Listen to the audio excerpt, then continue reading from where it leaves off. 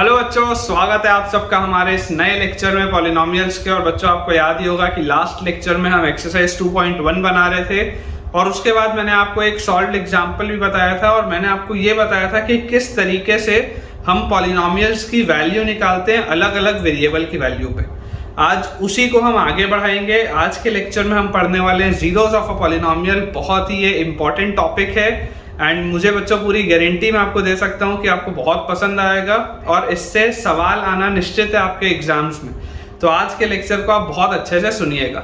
और अगर आप नए हैं इस चैनल में और अगर आपने अभी तक प्रीवियस हमारे वीडियोस नहीं देखे हैं तो मैं आपको रिकमेंड करूंगा कि आप पहले थ्योरेटिकल वीडियोस देखिए, उसके बाद आप इस लेक्चर को देखिए ताकि आपको सारी चीजें समझ में अच्छे से आ पाए। सो बच्चों, हेडिंग अपन डाल लेते हैं जीरोस ऑफ अ पॉलिनोमियल।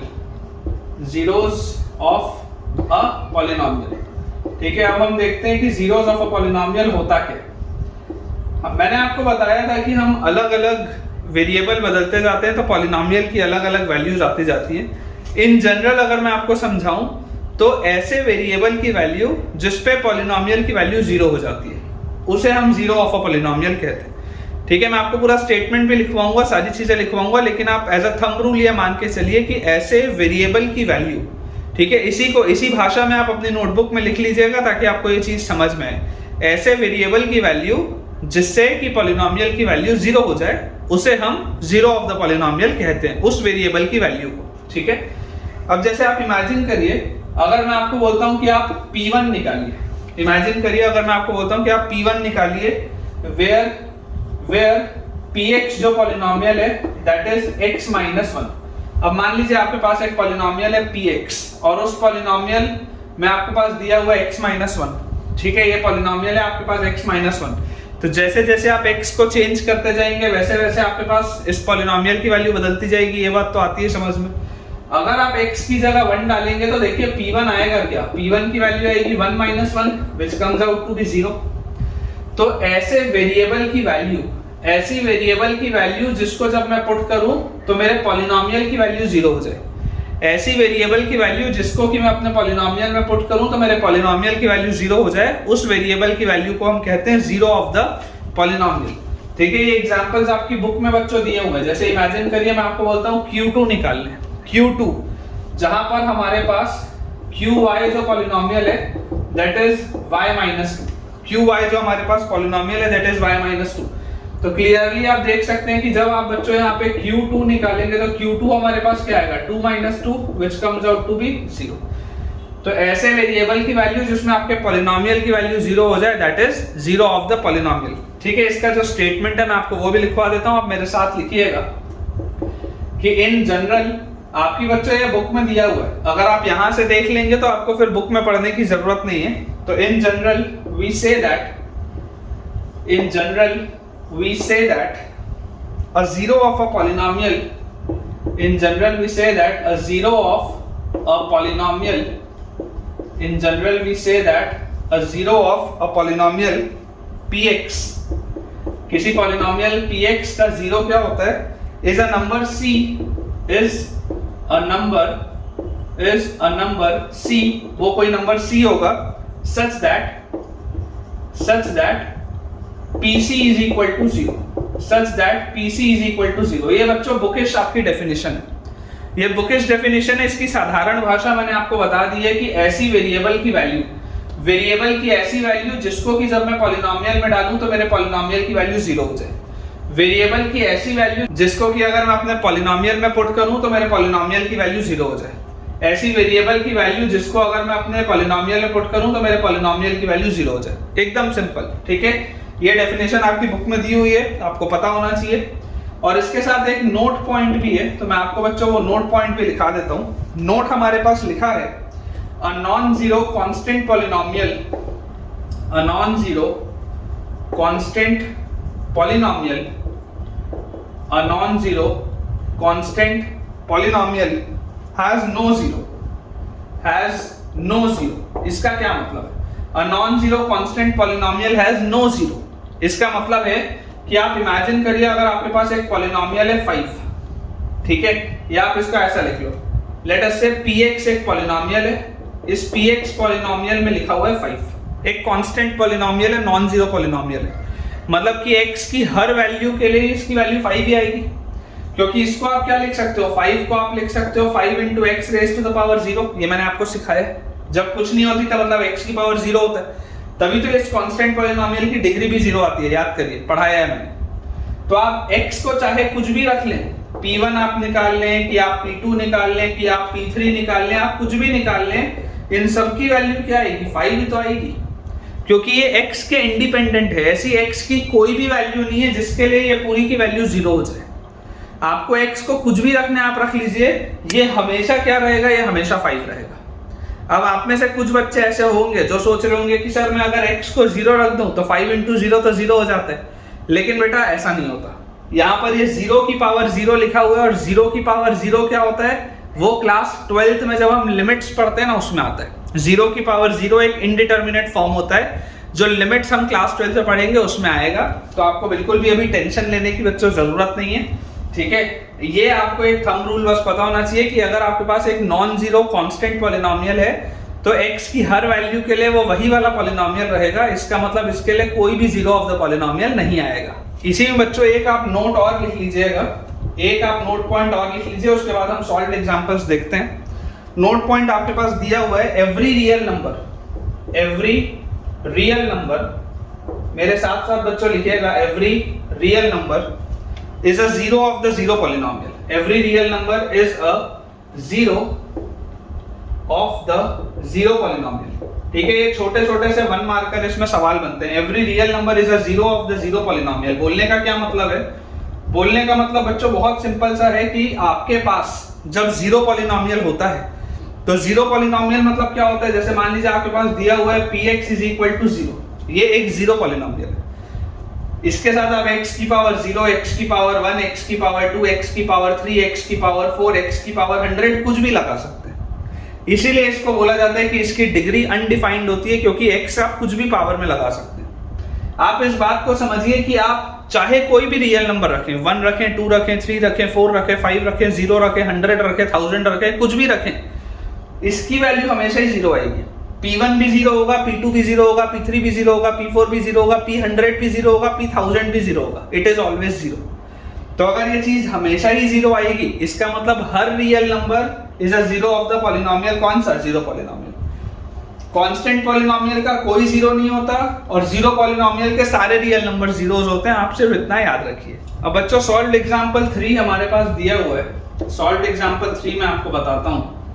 इसमें आपके पास बोला जा रहा है कि चेक वेदर, सवाल है check whether 2 and -2 are the zeros of the polynomial 2 and -2। check whether 2 and -2 are the zeros of polynomial, ZOP short form में लिख रहा हूं, आप पूरा लिखिएगा, are zeros of the polynomial px is equal to x plus 2। मान लीजिए आपके पास ये एक सवाल है, आपको बोला जा रहा है कि आप चेक करके बताइए कि 2 और -2 क्या इसके जीरो ऑफ द पॉलिनोमियल हैं। तो zero of the polynomial check करने का बहुत सिंपल सा तरीका क्या होता है कि आप सबसे पहले P2 निकालिए, आप x की जगह पर 2 रख के देखिए, ये जो नंबर आपको बोला जा रहा है आप उसको रख के देखिए। तो P2 आपके पास क्या आएगा, P2 will be 2 plus 2 which comes out to be 4। क्या ये 0 के बराबर आ रहा है? क्या 0 के बराबर नहीं आ रहा? तो आप बोल सकते हैं since P2 is not equal to 0, therefore 2 is not the zero of polynomial।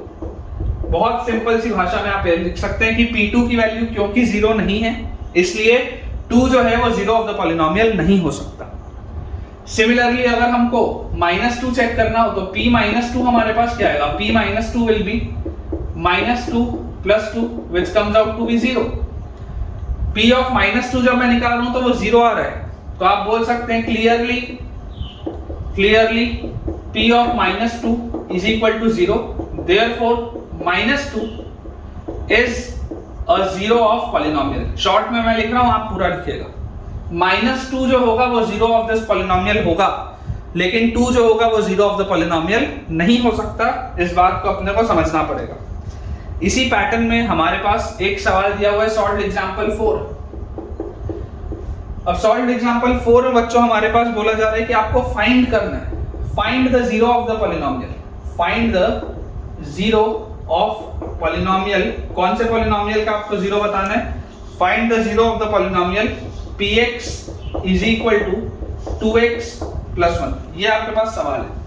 Find the zero of the polynomial px is equal to 2x plus 1, मतलब वो कौन सी x की वैल्यू है जिसके लिए इस पूरे की वैल्यू जीरो हो जाए। तो आपको एक ऐसा x चाहिए जिसके लिए ये 2x प्लस 1 जीरो हो जाए। तो तरीका बच्चों समझिए, आपको एक ऐसा x चाहिए जो रखने से इस पूरे की वैल्यू क्या हो जाए, जीरो हो जाए। तो आपको बेसिकली px को किसके बराबर करना है, जीरो के बराबर करना है ना, आप यही तो चाहते हैं। आप क्या चाहते हैं कि ये px जो है वो जीरो के बराबर आ जाए। जैसे ये जीरो के बराबर आ जाएगा तो x will be the zero of the polynomial. तो ये px था क्या, px था 2x प्लस 1। जैसे आप इसको सॉल्व करेंगे बच्चों, x की वैल्यू आ जाएगी -1/2। इसका मतलब जब आप x की वैल्यू -1/2 इसमें रखेंगे तो p ऑफ -1/2 जो होगा, p ऑफ -1/2 जीरो के बराबर आ जाएगा। इसका मतलब इसका जीरो ऑफ द पॉलिनोमियल क्या होगा, इसका मतलब x equal to -1/2 is zero of the polynomial कौन सा, px is equal to 2x plus 1। ये वाले पॉलिनोमियल का, ये जो लिखा हुआ है px is equal to 2x plus 1, इस वाले पॉलिनोमियल का जीरो ऑफ द पॉलिनोमियल क्या होगा, x इक्वल टू -12। हमारे पास आंसर आएगा। अब बच्चों हमारे पास एक रिमार्क में चीज लिखी हुई है, जैसे मान लीजिए आपके पास px is equal to ax plus b, ये एक लीनियर पॉलिनोमियल दिया हुआ है। यहाँ पर आपको बोला जा रहा है कि a की वैल्यू जीरो के बराबर नहीं है, जिसका मतलब ये है कि this is a linear polynomial. Linear polynomial मतलब जिसकी डिग्री 1 होती है, मतलब जिसमें x का मैक्सिमम पावर 1 होता है। अब अगर मुझे ये एक लीनियर पॉलिनोमियल पूछा जा रहा है, दिया जा रहा है और मुझे बोला जा रहा है कि बताइए इसका जीरो ऑफ पॉलिनोमियल क्या होगा, तो बच्चों इसका जीरो ऑफ पॉलिनोमियल निकालने के लिए मैं अगेन आपको क्या बोलूंगा कि आपको बेसिकली करना क्या है, आपको px को जीरो के बराबर करना है। और px था क्या, px था ax प्लस b। तो जैसे ही आप इसको सॉल्व करेंगे तो x की वैल्यू आपके पास क्या आ जाएगी, x की वैल्यू आपके पास खटाक से आ जाएगी -b/a। जैसे ही आप यहाँ पर px को ax प्लस b से इक्वेट करेंगे और x की वैल्यू आप बोलेंगे क्या आ जाएगी, x will be equal to -b/a। ठीक है, तो ये बच्चों अपने पास क्या आ गया, this is the zero of the polynomial. ये जो जीरो ऑफ द पॉलिनोमियल आपको निकालना है, ये जीरो ऑफ द पॉलिनोमियल क्या होगा, the zero of the polynomial will be x is equal to -b/a। ये मैंने जनरली आपके लिए इसको सॉल्व किया है। यहाँ पर आप नोट डाल के एक पॉइंट लिखिएगा, फिर मैं आपको समझाता हूं कि a linear polynomial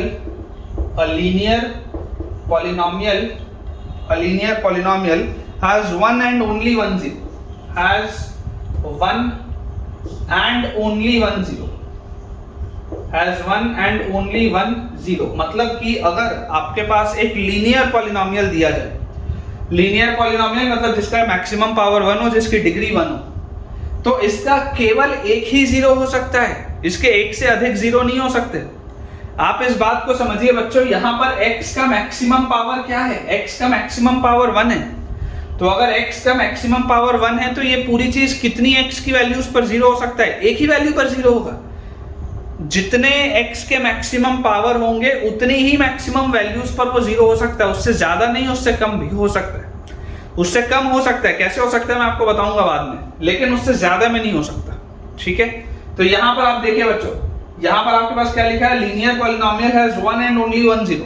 एक लीनियर पॉलिनोमियल का एक से ज्यादा जीरो कभी भी नहीं हो सकता, आप इस बात को याद रखिए। ठीक है, आप जब उसके बाद आगे पढ़ते जाएंगे, क्लास 10th में भी आप इस चैप्टर को पढ़ेंगे, तब आपके पास ऐसे कंसेप्ट आएंगे कि जो मैक्सिमम पावर होता है उससे कम जीरोस हो सकते हैं, लेकिन उससे ज्यादा कभी नहीं हो सकते। ठीक है, उसका ये छोटा सा मैंने आपको एक एग्जांपल बस बताया है। इस बात को अपने माइंड में रखना है कि अगर मेरे पास एक लीनियर पॉलिनोमियल होगा तो उस लीनियर पॉलिनोमियल का मैक्सिमम जो जीरोस हो सकता है वो सिर्फ और सिर्फ एक है, एक से ज्यादा इसके कभी भी जीरोस नहीं हो सकते। अब बच्चों हम देखते हैं सॉल्व्ड एग्जांपल 5 को। ठीक है, हम देखते हैं सॉल्व्ड एग्जांपल 5 को। सॉल्व्ड एग्जांपल 5 में हमारे पास दिया हुआ है verify whether 2 and 0, verify whether 2 and 0 are the zeros of the polynomial,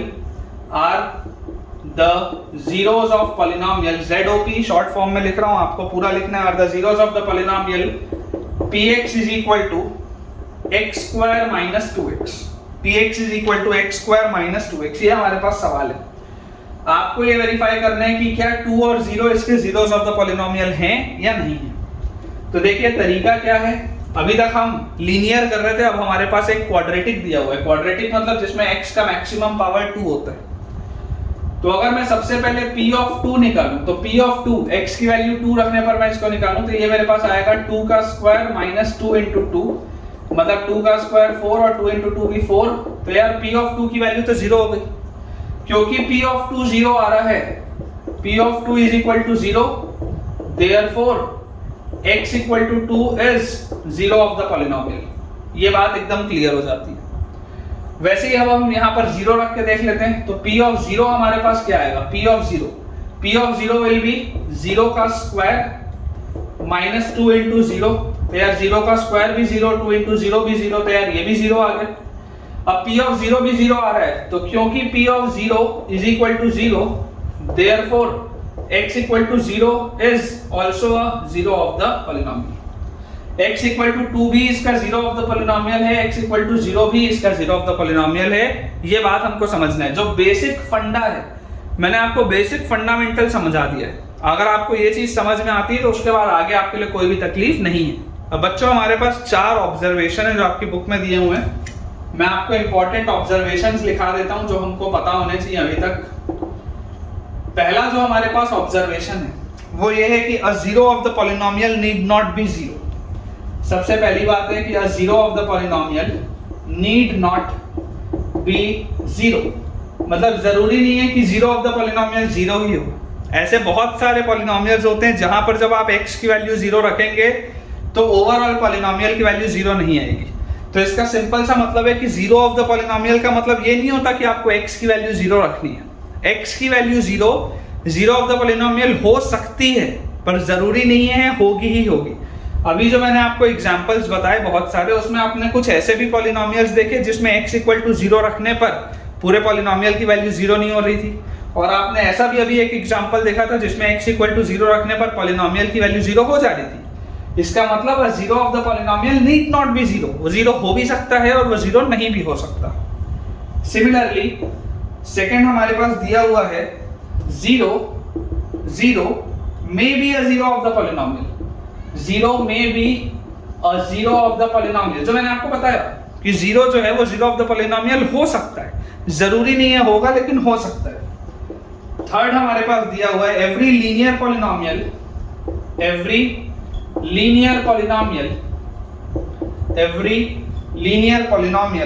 has one and only one zero, has one and only one zero। मतलब कि जितने भी लीनियर पॉलिनोमियल होते हैं उनका सिर्फ और सिर्फ एक ही जीरो होता है, has one and only one zero. ठीक है, ये बात अपने को पता होनी चाहिए, मैंने आपको थोड़ी देर पहले बताई भी थी। क्योंकि जब मैंने px is equal to ax plus b लिखा था तो x की वैल्यू आ रही थी माइनस b बाई a, मतलब वो एक ही x की वैल्यू होगी और वो हमेशा होगी। किसी भी लीनियर पॉलिनोमियल का हमेशा एक जीरो ही होगा। और उसके बाद फोर्थ पॉइंट हमारे पास है a polynomial can have more than one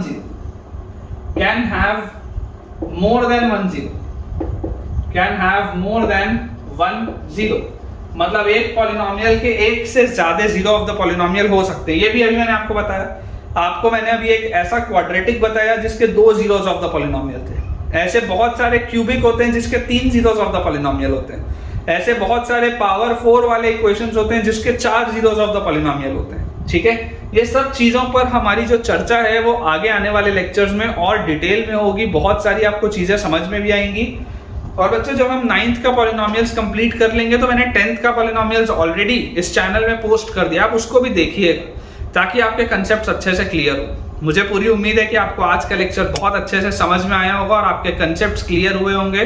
तो अगर आपको आज के लेक्चर से थोड़ा भी फायदा हुआ है तो जल्दी से इस वीडियो को लाइक करें, चैनल को आप सब्सक्राइब कर लें और अपने सारे फ्रेंड सर्कल में क्लास 9th के जो आपके स्कूल में, ट्यूशन में, कोचिंग में, आसपास मोहल्ले में जो भी बच्चे आप क्लास 9th में जिन्हें जानते हैं उन्हें इस वीडियो को और इस चैनल को रेफर करें ताकि उन सबकी पढ़ाई बहुत बढ़िया तरीके से हो पाए। Thank you.